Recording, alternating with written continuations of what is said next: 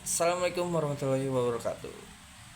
Perkenalkan, nama saya Muhammad Rizky dari kelas 558 dengan NIM 221010505704. Ya, kali ini saya akan menjelaskan penentuan harga dan jumlah barang yang diperjualbelikan.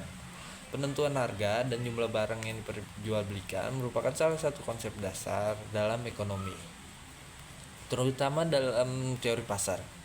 Proses ini melibatkan interaksi antara penjual dan pembeli yang mempengaruhi harga dan jumlah barang yang ditawarkan dan diminta di pasar. Yang pertama itu saya akan menjelaskan penentuan harga. Harga di pasar ditentukan oleh interaksi antara penawaran dan permintaan. Dan saya akan menjelaskan yang pertama itu permintaan. Permintaan itu merujuk pada jumlah barang atau jasa yang ingin dibeli oleh konsumen pada tingkat harga tertentu. Yang kedua itu penawaran. Penawaran itu merujuk pada jumlah barang atau jasa yang ingin dijual oleh produsen pada tingkat harga tertentu. Yang kedua itu saya akan menjelaskan penentuan jumlah barang yang diperjualbelikan. Jumlah barang yang diperdagangkan di pasar pada harga tertentu juga dipengaruhi oleh keseimbangan antara penawaran dan permintaan. Trik keseimbangan tercapai ketika jumlah yang diminta oleh konsumen sama dengan jumlah yang ditawarkan oleh produsen pada suatu harga tertentu.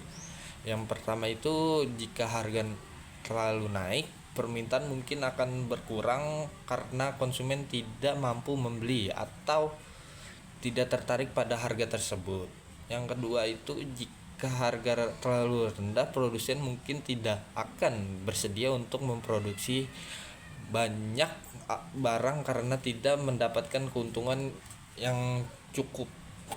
Yang keseimbangannya itu kadang di suatu pasar dikatakan dalam keseimbangan atau equilibrium apabila jumlah yang ditawarkan para penjual pada suatu harga terutama adalah sama dengan jumlah yang diminta pada harga tersebut. Ada tiga cara yang digunakan untuk menunjukkan keadaan keseimbangan tersebut, yaitu dengan contoh menggunakan angka, dengan menggunakan yang kedua menggunakan kurva permintaan dan penawaran, yang ketiga itu menentukan secara matematik. Beberapa kasus perubahan keseimbangan, yang pertama itu perubahan faktor lain yang luar harga mempengaruhi permintaan atau penawarkan menyebabkan perubahan keseimbangan. Yang kedua itu terdapat 4 kemungkinan perubahan, yaitu pertama permintaan bertambah, kurva permintaan bergeser ke kanan. Yang kedua itu permintaan berkurang, kurva permintaan bergeser ke kiri. Yang ketiga itu permintaan bertambah, kurva penawaran bergeser ke kanan. Yang kalau keempat itu penawaran berkurang, kurva bergeser ke kiri.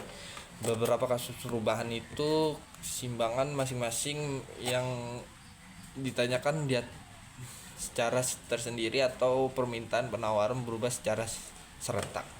Dan saya akan menjelaskan faktor-faktor yang mempengaruhi penentuan harga dan jumlah.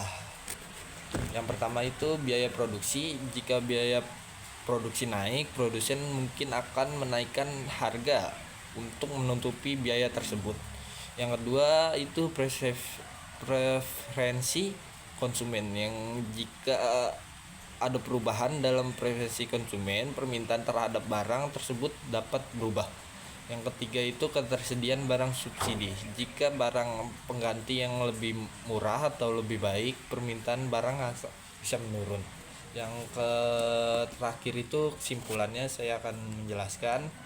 Ya, kesimpulannya dari ekonomi marginal terkait penentuan harga dan jumlah yang diperjualbelikan adalah bahwa harga dan jumlah barang yang diperdagangkan di pasar ditentukan oleh interaksi antara penawaran dan permintaan pada titik keseimbangan. Harga tercapai ketika jumlah barang yang diminta oleh konsumen sama dengan jumlah yang ditawarkan oleh produsen.